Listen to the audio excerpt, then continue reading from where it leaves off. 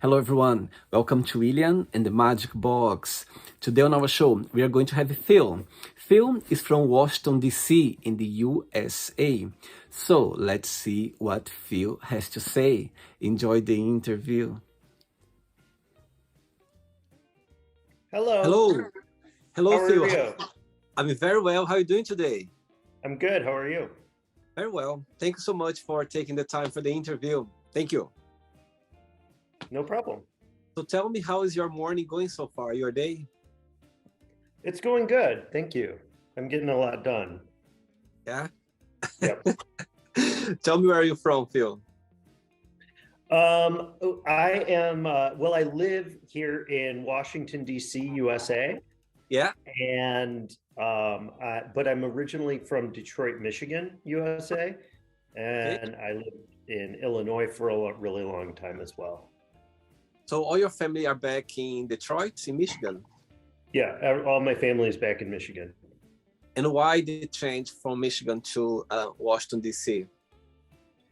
I came for a job, but I moved to Illinois first. So I actually moved here from Illinois. Uh, Okay. and I had a job in Illinois. I was a teacher for a little bit, but it didn't work out. So I went back to grad school right there. I mean, I was living in a town with a great grad school. So I went to grad school. And just as the week I was finishing grad school, I got a job here in DC. So I didn't even walk in my grad school graduation because I was moving here to DC. And how long you've been living there for? About 11 and a half years. Oh, it's been a while now. You're part of Yeah, this. almost over 11 and a half, almost 12. Wow. And what's the best part of living there, in your opinion? The best part about living in DC is probably, I really actually kind of like the weather. It never gets too cold. I grew up in Michigan where it gets really cold. So it never gets too cold. The summers get really hot though. But uh, you know, I dislike being cold a little bit more than I dislike being hot. Um, but my favorite times of year are spring and fall, and they're decent here in DC. We have a decent spring and fall, and it's in the middle of everything. I can take uh, a bus or a train to Philly. I can take a bus or a train to New York.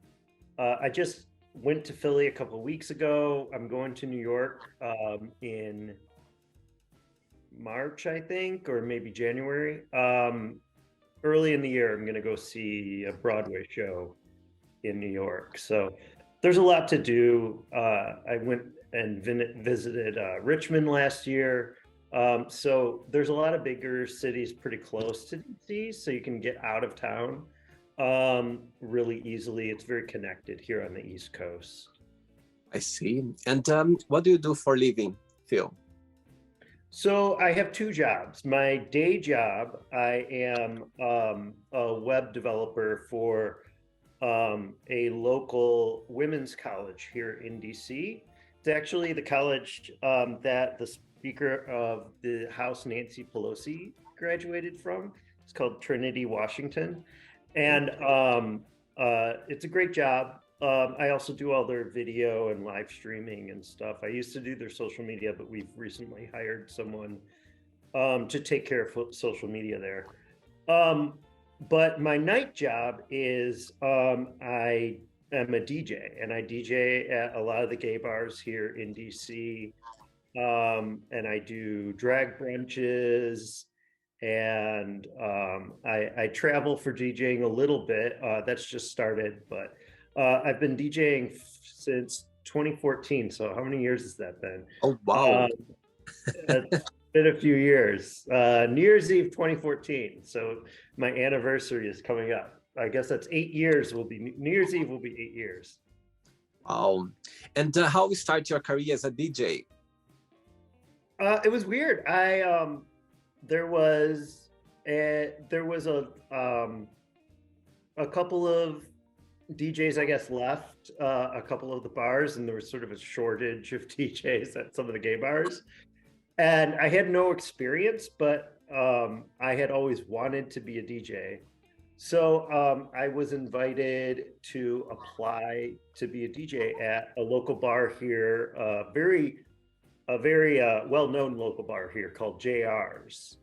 It's, I think, the oldest gay bar in DC. It's been around since, the Stonewall years, so it's been around forever. And so I applied and they put me in the substitute pool at first. So whenever anyone called out for DJing, I would come in.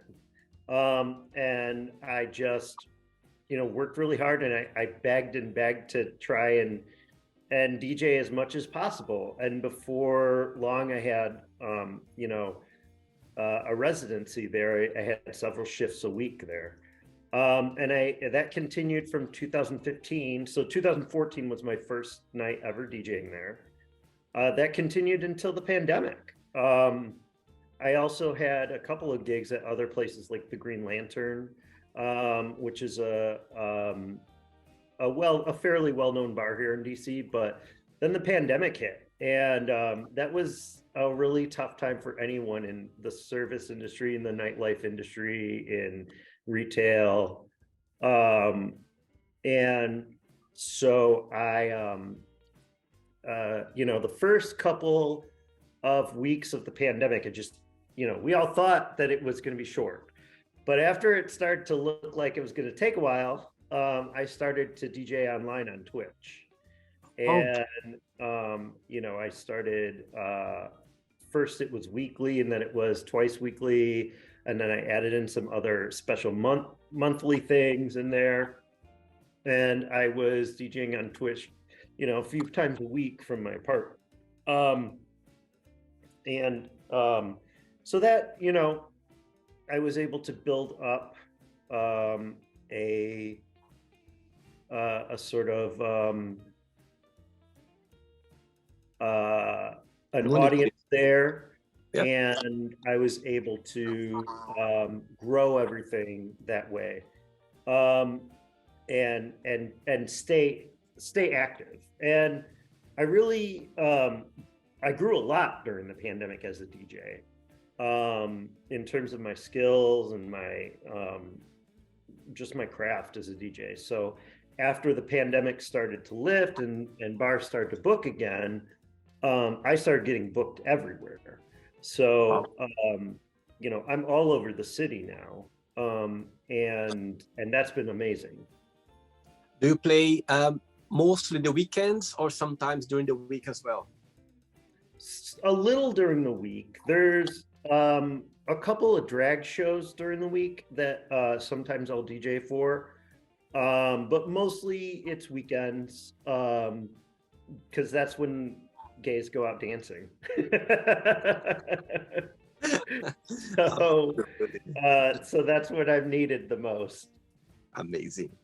Phil, before we start the journey within the Magic Box, would you like to tell me something interesting about yourself? Something interesting about myself is that, I run a RuPaul's Drag Race fantasy league. It's like those football and baseball season fantasy leagues that the heterosexuals have, but I do it for RuPaul's Drag Race. And right now, this morning actually, I was communicating with people who have been in the league in the past and saying, we're getting ready to do the draft for season 15 of Drag Race, which is coming up in a couple weeks, in 2 weeks, I think, or less than 2 weeks. Wow. So get your draft picks in. So that's fun.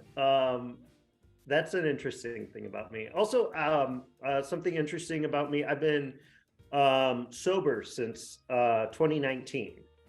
And that's a big part of my life as well, is my sobriety. And so yeah. Well done. Thanks so much for sharing that personal event. Thank you very much.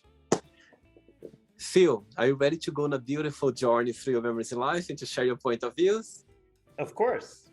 Amazing. Welcome to William and the Magic Box. Okay, so this is my best friend.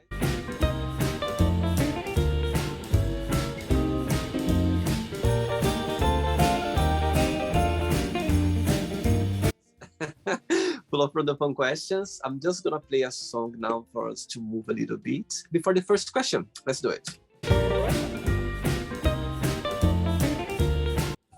Look at you, a proper DJ dancing. Phil, before we start the game, during the journey, if there is a question that you don't want to talk about for some reason, you don't want to answer, always can change, okay? Great. Right, first question for you is, what is the biggest difference between you and your best friend? The biggest difference between me and my best friend. I would say our music taste. My best friend, David, really likes, I mean, I like all the music he likes, but he tends to be very, he likes music that other people don't like. And as a DJ in gay bars, I don't really have that ability. I have to enjoy very popular music. So I do. I do enjoy Ariana Grande, even though he can't stand her. So And what's the biggest similarity? a lot of everything else is a big similarity between us. I think that's why we get along so well. We have very similar worldviews and politics, and we have similar experiences in the DC queer community, and so I think that would be our biggest differences. He's from Washington, D.C.? Well, he's originally from Virginia, but yeah, he lives here in Washington, D.C. All right. Next question, Phil. Let's do it. Okay, Phil, next question is, what is the biggest risk have you ever taken? The biggest risk that I have ever taken is, probably moving here to Washington, D.C.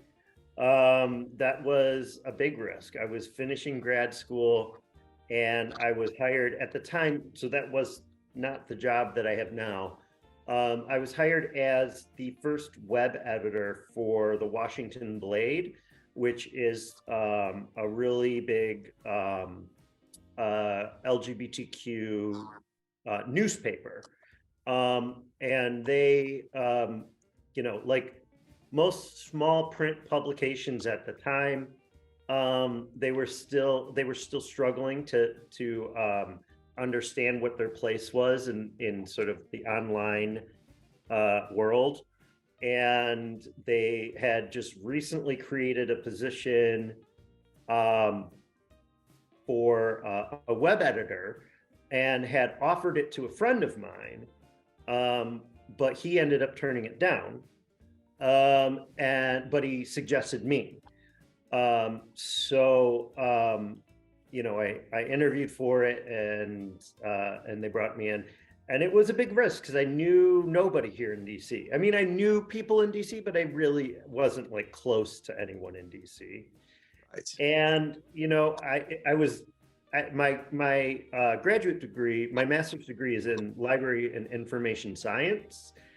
And so it was a position that was very far from what I had studied.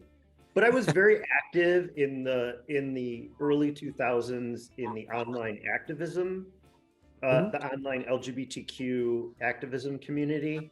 I had, I was blogging all over the place. I was active in activist groups. I was active in helping to make the National Equality March on Washington in 2010 happen.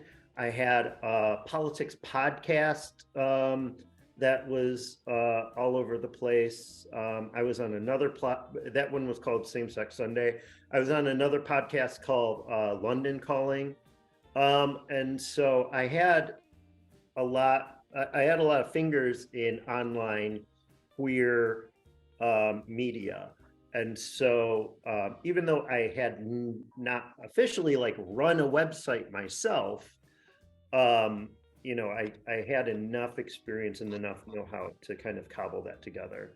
But it was a big risk because one, it was a print publication at a time when, print publications were firing people, right? Print publications were sinking and getting bought out and getting, completely like obliterated. And this is a print publication that it had been around since 1969, but they had recently gone through a lot of trouble. The company that owned them went under, and the staff ended up getting together and buying just the local Washington portion of it.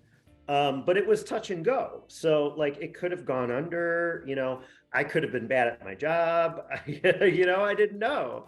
But I went for it, and it worked out really well. And now I'm really proud that the Washington Blade is still around and very, stronger than ever, even though I'm not there anymore. They're doing really well. They've branched out. There was an LGBTQ print publication in LA that went under, and they ended up buying it and bringing all the staff on.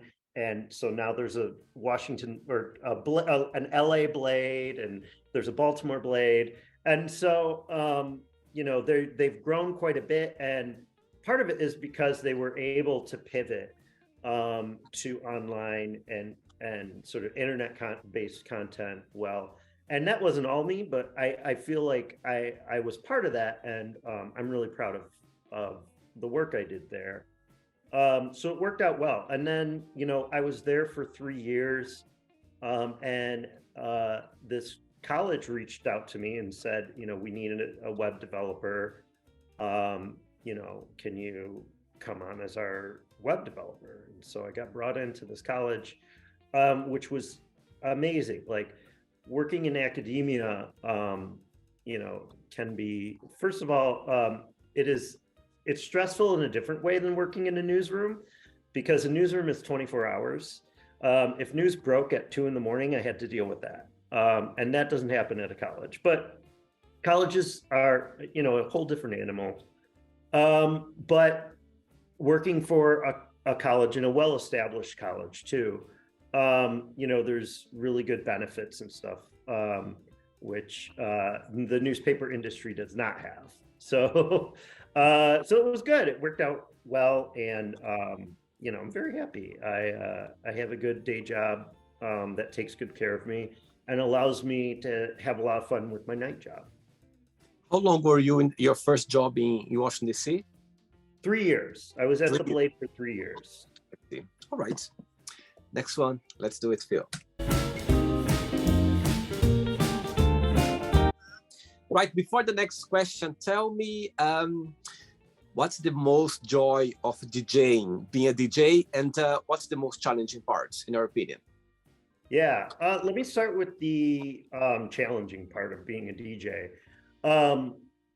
It's really challenging to be able to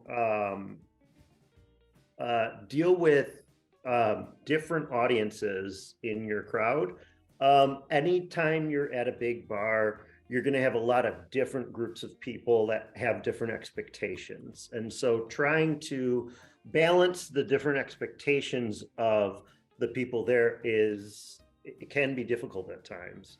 But the most rewarding thing is seeing people have a good time. That's why I do it. I get so much pleasure and joy out of seeing people enjoy themselves, enjoy the music selection, and dance and scream and jump up and down. That'll do it for me. So I guess the audience is both the reward and the challenge, Very good. Next question is, what does love mean to you?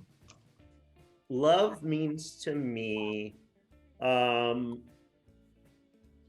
peace and knowing each other. I've been with my partner now almost 2 years. And you know, sometimes some of our best times together are just sitting at home cooking dinner and watching Netflix, right? Um, you know, that my 20s and 30s were really chaotic times for me. So having stability and having someone there with me, knowing me really, really well, knowing me 100% and me knowing them 100%, and you know, just being able to be there for each other um, and enjoy the quiet moments together. That's really special. Do you believe that there are different kinds of love? Oh yeah, definitely. Um, you know, there's romantic love, like what I have with my partner Carter. Um, and then, you know, I love my cats. I have love for my family. I have love for my friends. I have love for the people I work with. It's all different types of love, but you know, they're all very special to me. So Absolutely. Next question, Phil. Let's do it.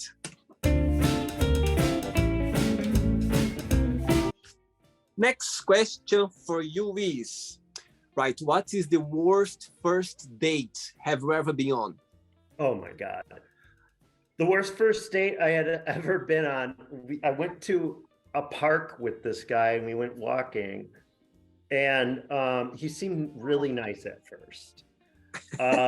And then the subject of, because I was a DJ, the subject of musical artists and celebrities in general came up.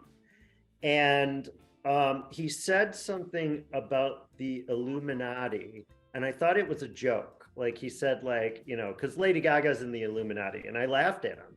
And then he started going into this long, like, conspiracy theory about Beyonce and Britney Spears and Lady Gaga and Madonna and Jay-Z and the Illuminati and lizard people.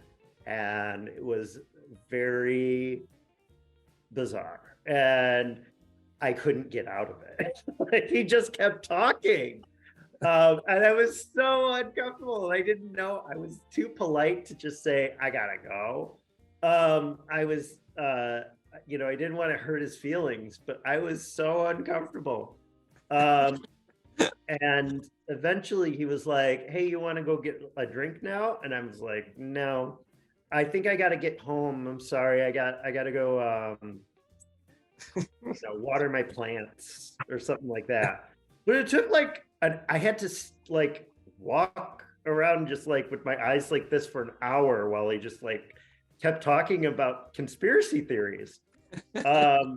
Definitely an Alex Jones fan or something, but it was very strange. But it ended. I got out of it, and you know, I kind of had to ghost him because he didn't really take the hint, and I didn't want to be like, I didn't want to say like, you have some issues.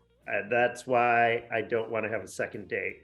So after, you know, I kind of gave him the runaround for a while. I had to just stop answering his texts. I feel bad about that. I don't like ghosting people, and I don't think people should ghost people. There are people that are just don't, you can't really talk to. Like, they're not reasonable and rational. And so you kind of just gotta cut it. Most people, though, I wouldn't ghost. I would, you know, be upfront with. But how do you tell someone that they're too crazy to talk to, you know? Yeah, it can be tricky, isn't it? Like, you don't want to hurt the person. At the same time, you don't want to make, you know, give hope. At the same time, you don't want to. It's a trick situation, you know what I mean? It's just going. It's just facing you. You can understand how difficult it can be. Yeah. Ready for another one? Yes, let's do it. Do it.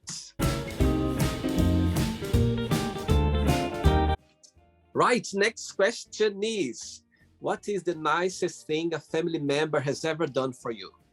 The nicest thing a family member has ever done for me. Well, every year my sister comes to DC for Thanksgiving, and it's really great. It's one of the highlights of my year. So I would say that my sister, like, taking the time out and booking a flight and coming and hanging out with me, I love it. It really makes me feel special. So I would say hanging out with my sister on Thanksgiving is the nicest thing that a family member's ever done. But my family is pretty cool. So, like, there's been a lot of great things that my family has done for me, but that, I think that's the most special ongoing thing that my Do you have someone has just done. do you have just one sister? What's that? Yeah, just one sister. She's 6 years younger than me. Wow, But we're back still in Michigan. very close. Yeah. She lives in Michigan. She lives in Michigan. Yeah. I see. Next question. Before the next question, tell me, what was your best audience that you ever had? Like, when you think about your career as a DJ, tell me one of the moments that for you, you'll go like, you know what, that night I'll never forget for some reason. Oh man. So I do this monthly party called Kicks and Giggles with another DJ friend of mine. His name is DJ Ben Norman, and he's great. He's phenomenal. We've been doing this for probably 5 or 6 years. I think actually this month will have been 5 years. So at the beginning of this month. And we but it was the best audience we ever had was at the Green Lantern, and it was probably like 6 months ago, so it was pretty recent. But you know, we had a full house. The dance floor was packed. The Green Lantern was packed, and it was just, everybody was there. Everybody you could think of, every like little piece of the queer community was there. And I really loved that. And everyone just kind of felt comfortable, and you know, everyone was having a really great time. I think that was the best audience we ever had, because we had everything from like people in leather gear and pup costumes and harnesses and jock straps to people in drag. We had people from the ballroom scene. We had, you know, we had women there that were like all like they had painted themselves up with glow paint and stuff. It was so fun, and it was just organic. You know, we hadn't planned for that. We want our parties to be very diverse, and to have make everyone feel as comfortable as possible. But that night it felt like everybody in the queer community was represented. Everyone was there, and it was so cool. Amazing. All right. Next question is, do you have a unique ability that you think no one has or you never met before? Do I have a unique ability that no one has, that no one I've ever met before has? I don't know. I don't think I have one unique ability. I think maybe a collection of my abilities together kind of makes me unique.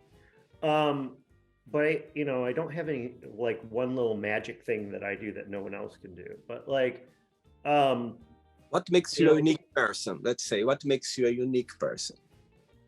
So I think that like, what makes me unique as a person is I pay really close attention to people, and I try to be as empathic as possible, and try and read people really well, not for my own sake but for their sake, like, and that comes in handy when I'm DJing. I'm able to sort of read the mood of the room, and the mood of various individuals in the room, and see where I kind of have to take the vibe, you know. Um, but I do that in life too. I can kind of like read when people need someone to reach out to them, or read when people need to be left alone. And I don't think that's one specific thing. I think that's a combination of Mhm. abilities, that allows me to do that, and a combination of life experience, you know. I see. Absolutely. 3 questions left for you. Let's do it. Next question for you is, how would you describe a perfect healthy relationship? A perfect healthy relationship is, I think a lot of people, when they're younger, are looking for someone to complete them. You know, they're looking for a missing piece. And I don't think that leads to healthy relationships. I think what is a healthy relationship is if when you have two people who see themselves as complete, or more than two people, but you know, all the members of the relationship already see themselves as complete. They're not looking for a missing piece, and instead they're looking for a compliment. You know, not like a spoken compliment, but complimentary thing. So there are things that my partner does that are compliments to what I do, and you know, he's slightly tidier than I am, right? And you know, I I'm slightly more like, um, sort of like, I'm more of a scheduler and stuff, and so and he's more adventurous, and it's not like I was missing that, but it's a great compliment to my life, to have that, in him. So I think that when people have done the work on themselves first and are happy with who they are first, and then find someone who adds to that, um, uh, I think that can really make a really healthy relationship. Absolutely. I think it makes all sense. I think both of you like in the same path, you know what I mean? You kind of understood a lot already about life, different relationships. And as you said, you are happy with yourself. You're not looking for happiness somebody else. You're just Exactly. sharing happiness and not looking for it. Exactly. 2 questions left. Let's do it. Okay. But before the next question, Phil, in the beginning of the interview, you mentioned about being a sober guy. Yeah. Tell me, when was the moment that you thought, okay, that's I need to start a different path. I need to work on it. I need to start a different journey. And also, when you think about this challenge journey before you start being sober, what's the biggest positive lesson that you've learned through that moment, that period of your life? Well, I kind of knew I needed to get sober for a while. Um, so in recovery, a lot of recovery programs, you know, they talk about how, you know, your drinking and drugging career is fun, and then it's fun with problems, and then it's just problems. And that's kind of where I was. I was at problems. So like it was obvious, that my life was a mess, at the time, and I hadn't like lost a job yet, but I was really driving people away, and you know, just being really selfish and doing stuff that was just not the person I wanted to be. And so I really kind of needed a life overhaul, and that started with, you know, getting help, and entering recovery. Um, uh, yeah, it's not. It was a long time coming when it happened, though. I think it was really obvious to everyone around me and really to myself that I needed to get help. And it was just a matter of that sort of event, that breaking point where it's like, okay, now today is the day. I got to stop. I got to get help. And the biggest positive lesson or the positive side of it, what was it when you look back? It's something that you've learned? Yeah. I think the biggest positive to getting sober has been I feel like I contribute more um, positively to the world around me. I, you know, I think that when someone is an alcoholic and an addict and they're in active addiction and alcoholism, I think that people like us, we're really selfish at that point, right? And we're not bad people, but we aren't being our best selves. So when you start work on that, you kind of see how you've been selfish and self-centered, and you can directly combat that and directly address that selfishness and self-centeredness. And it can really feel great to not just be doing everything just for myself, being someone who's contributing positively to the other people around me, like, feels good. It is I sleep better at night, so I would say that's the best thing I've taken from it. All right. Next question is, what is your funniest memory of your time at school? At school, so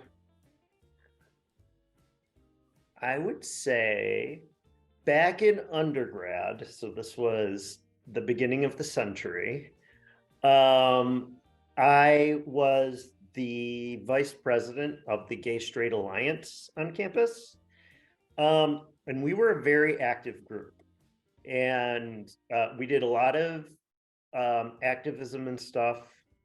But we also just did a lot of social stuff. And I think my time then with that group and with the people in that group, like traveling all over Michigan and just being there for people who were, having a really tough time coming out in a lot of cases, and just needed a family, being kind of a family for those people, was great. That was what I remember most about my undergrad. I don't really remember the courses I took in my undergrad, but I really remember that sort of family cohesion we had as a queer community on campus. Ready for the last one, Phil? Let's do it. Yeah. Last question. Okay, but before the last question, let's say if you're gonna play, like, let's say you're gonna play in a big event, yeah, and you can choose anyone in the world to be in the audience, who would you like to play to? For you, would be like, okay, a dream come true to play for a person. And the second part of the question is, if you could, let's say your phone ring right now, and someone is calling you to collaborate in a show, in a concert, in an event, and who do you wish this person was calling? The answer is the same for both. It's always been a dream of mine to have Crystal Waters show up at one of my DJ gigs. She lives here in DC, or at least she's from DC. I don't know if she's full-time in DC anymore, but I know she's from DC, and I know she spends a lot of time in DC. Crystal Waters was such a big part of my queer youth and my coming out youth. Like, her music was great. And she made music at a time when I was first going to the dance bars and first going to the clubs and getting my first taste of sort of queer social life. And so, and I always play a little Crystal Waters in all of my gigs.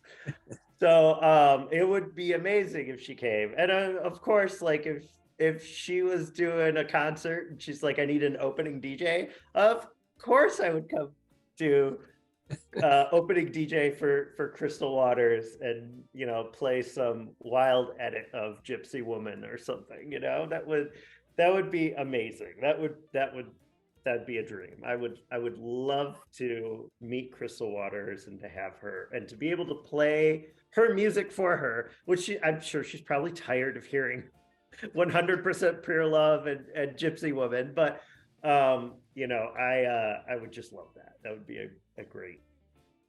I just hope this interview gets to her somehow, and Someone send Crystal Waters this interview. She did tweet me once. She did really? Tweet me once. Yeah. Oh, wow, amazing. Last question for you is, what keeps you up at night? What keeps me up at night? I try not to be kept up at night. The state of the world isn't great, and obviously, like my history and activism, I was very plugged into politics for a very long time. I worked in a newsroom. I was a reporter while I was there as well, and the news can be bleak, and so things are tough. The world's not great right now. But I think it's unhealthy. I think a lot of us, especially those of us who are very empathic, kind of take that on and let that be a burden for us. That's not our burden. We should do what we can to make the world a better place by being kind, and thinking of others and reaching out to people who we may not normally like think to reach out to, and be inclusive and try and understand other people. But I don't really think it's our responsibility to take the weight of everything bad happening in the world on ourselves. So I try not to do that. I used to do that a lot. I used to be kept up at night because of the news, especially 2016 to 2020. But I don't anymore. I don't start my day with news, and I don't end my day with news. I keep the news out of the beginning and end of my day, and that has made my life a lot better. I don't stick my head in the sand, but you know, I try and stay aware of what's going on, but I try and keep a 30,000 foot view of what's going on. I don't need to know. At some point during the Trump administration, I realized I don't need to know every time Trump tweets. I just don't need to know it, because it's always going to make me feel the same exact way. I don't need to know about every single little scandal. I don't need to know about every single bad thing happening. And I don't need to sort of give into this sort of addiction to infomania. Infomania is when you have way too much information and you don't know what to do with it. And so no more infomania. You know, I try and get my news from very calm sources, the NPRs, the PBSs, like more sort of like long-term, high view kind of places, and not from Twitter, and not from you know, people who I may have exactly the same politics as, but are like focusing on every little tiny detail. Those things don't matter and don't make everything better. And you know, we do need people out there doing hard work on the front lines of, you know, changing minds and combating misinformation and stuff. But I've always believed that activism is for the young. Once you reach a certain age, like my age, I need to do is listen, not talk, and listen to what the young people are saying, um, and um, and follow their lead, and let them take those battles, and then be the support in the back, but not be on the front lines anymore. Um, I always think that, like, individual young people can be problematic, but overall, the people in their early 20s, they have a sense for what's right and what's wrong in general. That the general sort of the people in their 20s, the Gen Zs now, they have a sense for what justice is. It's always been that way, that people in the early 20s, that general sense of that generation, that's where we all need to be heading. And we all need to listen to them. And we need to let them take the lead. They need to be the loudest voices. I don't need to be a voice anymore in that regard. So I don't need to know. I don't need to know every detail. I don't need to listen to the news every day. I just need to know what's right and wrong, and listen to the youth. The youth are always right. As a group, they're always right. And you are sleeping much better right now. With that, and you are sleeping much better right now. I'm sleeping much better. And sleep is very important. Let me say this. Everyone should be trying to get more sleep, because part of our problem is none of us are getting enough sleep. We're all doing way too much. And here's someone with 2 jobs saying this, by the way. I have 2 jobs and I still try and get enough sleep, because when you get enough sleep, you're less, your mind is working better. You have the ability to be more open-minded. You're just generally healthier. Do less news late at night, more sleep, and we'll all get along better, and we'll get to solutions to problems better. We just all need more sleep. Amazing. So then, Jet, let's play now the word association game, okay? I'm going to give away some words. Just tell one word that comes to your mind. Quick thinking. Okay.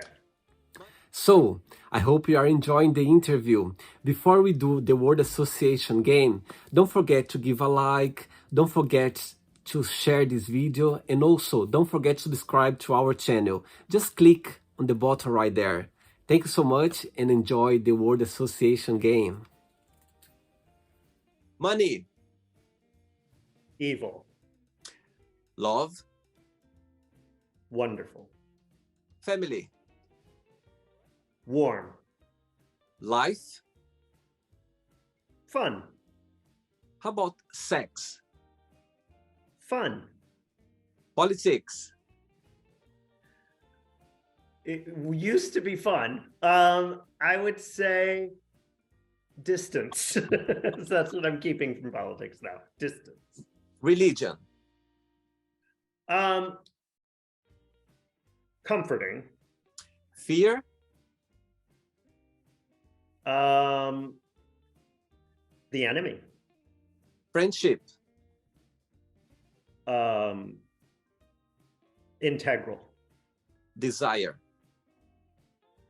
Part of life. One word for success. Relative. Wish. Wish. I don't know. Wish. Hope. Happiness. Good. One word for Michigan. Michigan? Yeah. Cold. I knew you'd say that. I knew for some reason. One word for Washington, D.C.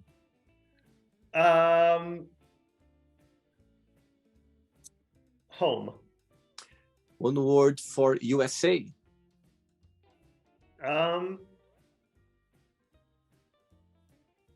Growing up. One word for web designer. Web designers. Stressed. And the last one now, DJ, one word. Ecstasy. It's so much fun. It brings so much joy. Let's pretend now I'm going to meet your lovely partner for a coffee, and I'm going to ask him, define Phil in one positive word and one negative word only. What he would say? Ooh, I think positive word, he would say caring, and negative word, he would probably say messy. Let's play now, Phil and the Magic Box, and you can ask me a question. Okay, Phil, you can ask me a question now. Okay. What is your favorite song on the radio right now? Good question. Good question. Right. Put me in the spot now. My God, oh my God, I love music. I listen to several music every single day. Okay. Oh, actually, I know which one. Actually, there is I don't know if he's out already. I don't know if he's. I don't know if she is just doing some promotion. But there is this new song of Madonna that she's being posted on her TikTok. I don't like. She posts some people dancing around the words, just a little bit of the song. So I don't know if it's a new song. I don't know if she's just coming out soon. But for some reason, it's very catchy, and the way that dancing as well. I caught myself a few times already just looking at it and feeling the vibe of the song, and it does. The first time I listened to it, it didn't feel like Madonna music, but after I could see her like promoting more, it's her song, but I don't know if it's a new one or she's just working on it. It's a very small beat, like small, it's like a few seconds. I don't know if you saw it, but there's people dancing. It's really interesting. And it's very catchy as well. So I would say that because I love music and I listen every day for like different music, like random music. But I caught myself for the last few days, like when I go to social media or I always see she's promoting these little moves of some people dancing her song. And I didn't know it was her song, but I realized that she's promoting. So yeah, I would say this one just because it got my attention. Nice. Okay, great. Phil, did you have a good time? Yeah, it was great. Thanks so much for taking the time for the interview and for being kind and very open about it. And before you go, if you can share a positive message, something that you live by. Yeah. I always like to remember this too shall pass. When things are getting rough, when things are getting difficult, we all have really difficult times, and they don't stop. It always, it's always going to happen where we go through rough patches, we go through funks. I've dealt with mental health issues, depression and anxiety my whole adult life, and it can feel like this is it, this is how, this is the end, this is, my life's a disaster. But it always gets better.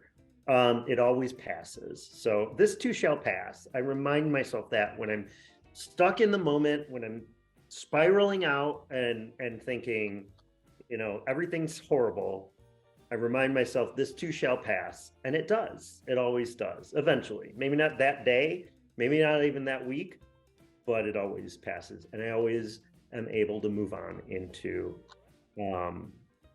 a better time. As long as I keep in mind that things are going to get better, they will. Amazing. Yeah, it's really beautiful and powerful that because it will pass one point. It's never going to be there forever. And it's good for us to always keep that in mind, because when you are going through it, if you remember that, it's going to warm a little bit the situation and you're going to feel better somehow. So it's a very good point. Great. Thank you so much for the interview. Regards to your partner, and you keep in touch. Okay, Phil? It was a pleasure. Thank you very much. Thanks. Awesome. Bye-bye. Take care. Have a good one. Bye. Thank you. So, did you like the show? Don't forget to give a like, share it, and also don't forget to subscribe to the channel. And if you'd like to be part of the show as well, first, subscribe to our channel, and after that, just go to our website, www.williamandthemagicbox.com, and send us a request saying why would you like to be part of the show. And I see you there. Bye bye, see you next time.